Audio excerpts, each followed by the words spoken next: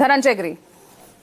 देखिए पूजा जी, आप क्या, कांग्रेस को कोई सुनने को तैयार नहीं, इसीलिए कांग्रेस को कोई सुनता ही नहीं तो कांग्रेस कराहने लगती है।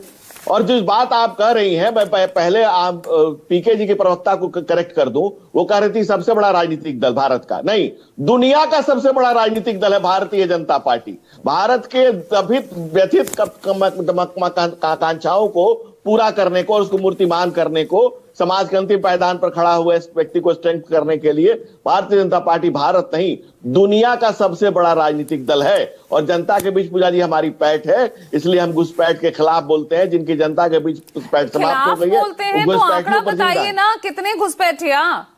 3,500 कुछ यही आंकड़ा है ना? सिर्फ इतने घुसपैठे अब तक पिछले 10 सालों में आप ढूंढ पाए हैं? और अगर SIR भी हो गया तो अब तो बता दीजिए आंकड़ा, बिहार में कितने हैं? चलिए पूजा जी, कितने घुसपैठिए और कहां कहां घुसपैठिए, ये टेक्निकल प्रश्न है, लेकिन क्या बताइए दल से उठ करके आप जवाब तो देना पड़ेगा ना। SIR तो इसीलिए किया गया था। अरे भाई, तो आप या तो सवाल पूछ लीजिए या जवाब ले लीजिए।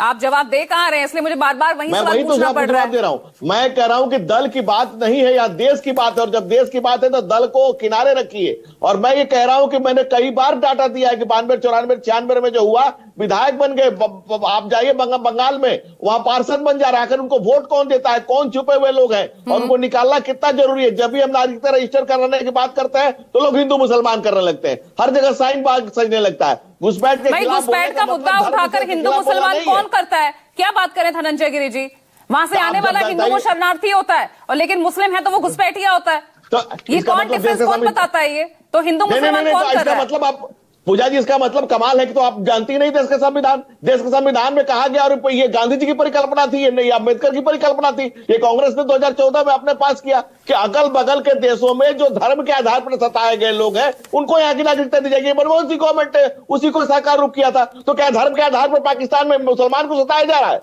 कि धर्म के आधार पर बांग्लादेश में मुसलमान को सताया जा रहा है? चित्ररंजन का आधार पर तो उसी को सताया जाएगा ना। कॉमन सेंस की बात है। और इतना कॉमन सेंस अगर किसी चैनल को नहीं है तो फिर बड़ा दुख की बात है ये।